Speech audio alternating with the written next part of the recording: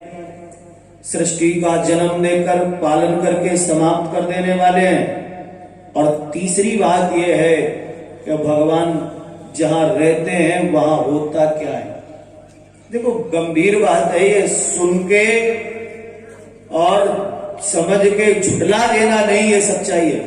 इसको सुनो और समझो और एहसास करना मेरे भैया कि ये बात में सच्चाई कितनी है। तीन काम और हैं भगवान के। बोले तापत्र विनाशाय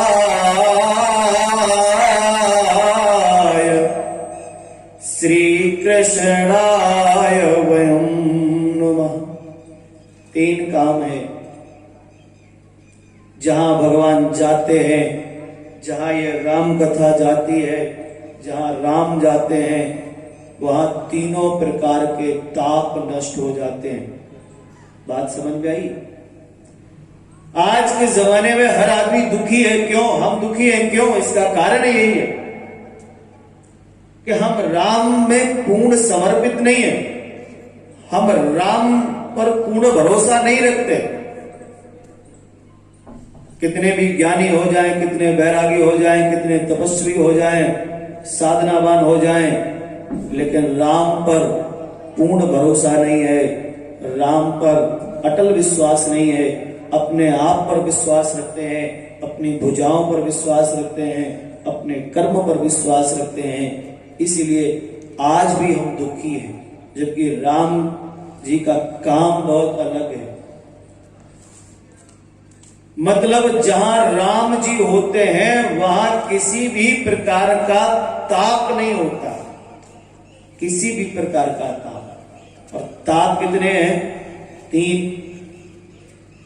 दैहिक, दैविक, भौतिक तापा। राम राज्य नहीं काहुई व्यापा।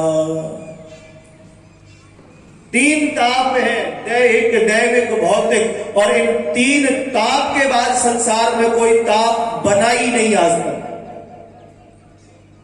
और इन तीन ही तापों से व्यक्ति की मृत्यु होती है। इन तीन ही तापों से संसार समाप्त होता है। और जो भी है संसार को समाप्त करने वाला, प्राणी मात्र को समाप्त करने वाला, तो वो बस इन तीन तापों के ही अंदर आता है। कितने के अंदर? तीन ताप। और तीन ताप कौन है वो? बोले दैहिक। अब दैहिक ताप क्या है? बोले शरीर में कोई रोग लग जाए।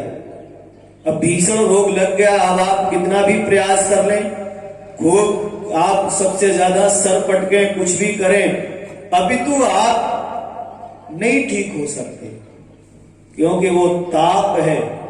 और ताप दवा से नहीं, दुआ से जाता है। तुम लाख की दवा करा लो लेकिन ताप मिटा नहीं पाओगे आप।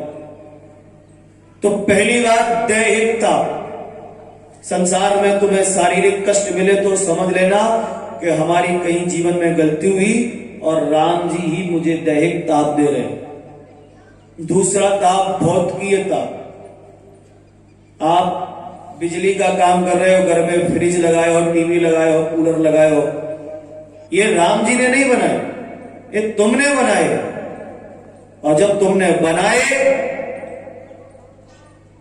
तो कोई ऐसा तुमसे अपराध हुआ कि तुम उसमें फंस गए, सड़क पे चल रहे थे, दुर्घटना हो गई, समाप्त हो गई।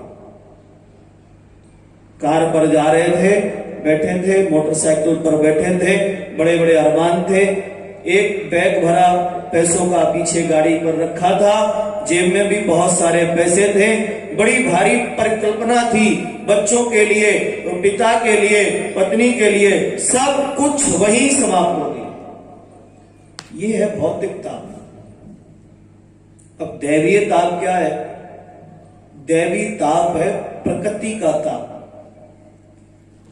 अब प्रकृति का ताप ऐसा है कि जब हम प्रकृति के साथ छेड़छाड़ करते हैं, जब हम प्रकृति के विरुद्ध खड़े होते हैं, आपने देखा होगा कि जाने कितने बड़े बड़े पर्वतों को ढहा के वहां जमीन निकाल ली गई, लोग वहां उपजाऊ जमीन बना लिए।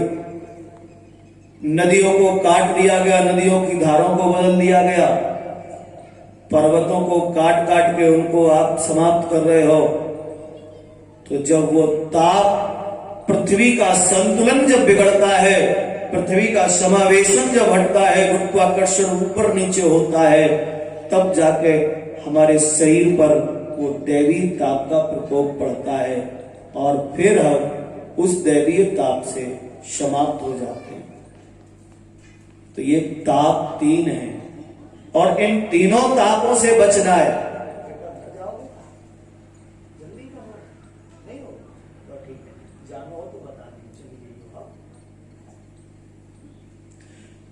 तो उन 3 तापों से बचने के लिए मुझको क्या करना है? इन 3 तापों से बचने के लिए एक उपाय कहते हैं ना, बोले दैहिक दैविक भौतिक तापा राम राज्य नहीं काहुई व्यापा। दैहिक दैविक भौतिक तापा राम राज्य नहीं काहुई व्यापा। ये 3 ताप ऐसे हैं जो राम की शरण में जाने के बाद कभी हमें सताते नहीं है। राम की शरण में पहुंचने के बाद ये तीनों ताप हमारा कुछ नहीं कर सकते हैं और जब तक हम इनसे दूर हैं तब तक हम तीनों तापों से बंधे रहेंगे और हमारा कभी कल्याण और मंगल नहीं हो सकता। तो मेरी मजबूरी नहीं है कि आपको हम राम कथा सुनाएं, आपकी भी मजबूरी नहीं है कि आप भी ये दुनिया के काम छोड़ के कथा सुनो। बिल्कुल मत सुनो, मेरा कुछ भी नहीं बिगड़ेगा, आपका भी कुछ नहीं बिगड़ेगा। लेकिन जब समय बिगाड़ता है तब फिर मजबूरी हमारी बनती है कि राम की शरण में चले। ये बात है राम कथा में, ये है राम की महिमा। इसलिए हमें राम की ही शरण में रहना चाहिए। लेकिन क्या करें, मन मेरा नहीं लगता, मन विक्षिप्त है। राम को ढूंढना चाहते हैं, राम से मिलना चाहते हैं, राम को चाहते हैं, लेकिन राम के पास पहुंच नहीं पाते। भैया, पोरसा के प्रिय वासियों, यहां तो 2-4 लोग ही बैठे हैं और हम थोड़ा नगर से भी हम सब दूर हैं। लेकिन ये बात सत्य है कि हमारे पास समुदाय कम है, लेकिन जितना भी है उतना बहुत अच्छा है। और हम इस चीज को भी जानते हैं कि राम जी जो करते हैं वो अच्छे के लिए करते हैं, जैसा भी करते हैं। मैं लाख प्रयास कर लेता कि मैं पोरसा छोड़ दूं, मैं पोरसा में कथा नहीं करूंगा, मेरा लक्ष्य पूरा नहीं होगा, यहाँ के लोग कैसे हैं, सब कुछ सोचता। लेकिन अंत में मुझे एक चौपाई याद आ गई थी और उस चौपाई का मैंने सिर्फ आधी अर्धाली को याद किया है और आधी अर्धाली में हमेशा के लिए भूल गया। वो याद ही नहीं आई, ना याद रहती है। बहुत प्रयास करते हैं कि याद कर लूं, लेकिन याद नहीं रहती है। राम कीन चाहे सोई होई,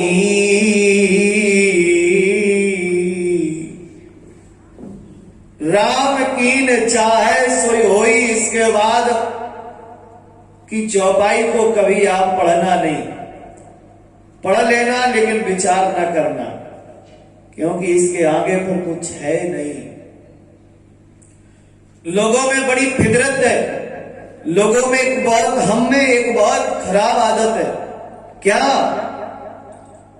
कि हम सब कुछ जानने के बाद भी मानते नहीं है। ये मालूम है कि ये शरीर किसने दिया? राम जी ने दिया, लेकिन प्रभु का एहसान रत्ती भर नहीं मानते। एहसान किसका है? उस कपड़े वाले का जिसने अच्छे कपड़े पहना दिए शरीर पर। हाँ, ये कपड़ा अच्छा लग रहा है, हाँ ये कपड़ा बढ़िया है, एहसान उसका है। आप जूता कितना महंगा पहनते हैं, नोट कर लेना, बड़ाई जूते वाले की नहीं है, बड़ाई तो उसकी करो, स्वाभिमान तो उसका देखो जिसने तुम्हें पांव दिए हैं। अगर उसने तुम्हें पांव ना दिए होते तो महंगे से महंगा जूता सिर्फ देख सकते थे, अभी तुम पहन नहीं सकते थे। आपको कितना सोना आप पहनते हो कोई बड़ी बात नहीं है, लेकिन बड़ाई उसकी करो कि जिसने आपको उंगलियां दी हैं तो अंगूठी पहन सकते हो। आप आंख में कितना महंगा चश्मा लगाते हो, इसकी बड़ाई तुम्हारे चश्मे की नहीं है, बड़ाई तो उसकी है जिसने तुम्हें आंख दी है। अगर उसने आंख ही ना दी होती तो 1 लाख का चश्मा भी तुम्हारे लिए बिल्कुल बेकार था, किसी काम का नहीं था, और आप उस चश्मे से कुछ नहीं कर सकते थे। तो वो राम है, वो कृष्ण है, वो परब्रह्म परम पिता परमात्मा है, जिसके अधीन हम हैं। ये राम है,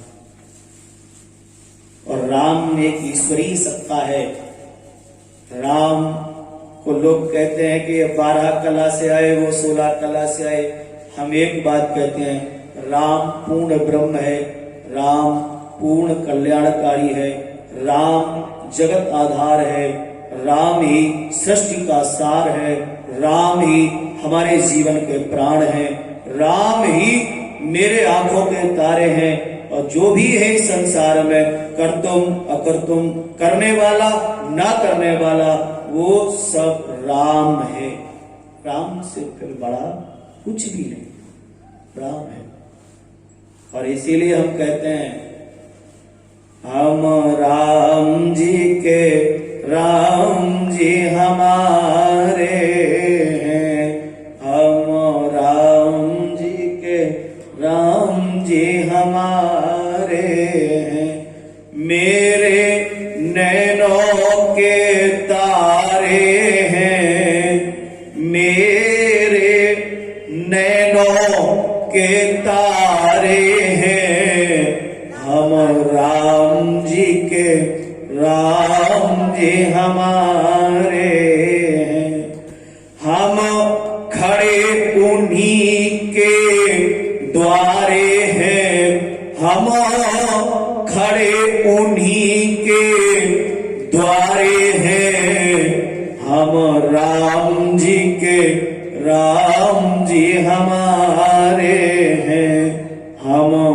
राम जी के राम जी हमारे हैं, मेरे प्राण अघारे हैं, मेरे प्राण अघारे हैं, हम राम जी के राम जी हमारे हैं, हम राम जी के राम जी हमारे हैं। जीवन में बस एक भाव हो कि प्रभु आपसे ज्यादा, आपसे बड़ा, आपसे ज्यादा हितकारी, आपसे ज्यादा मेरा मंगल करने वाला इस संसार में कोई और नहीं है। क्योंकि भगवान जो भी करता है वो तुम्हारे हित के लिए करता है।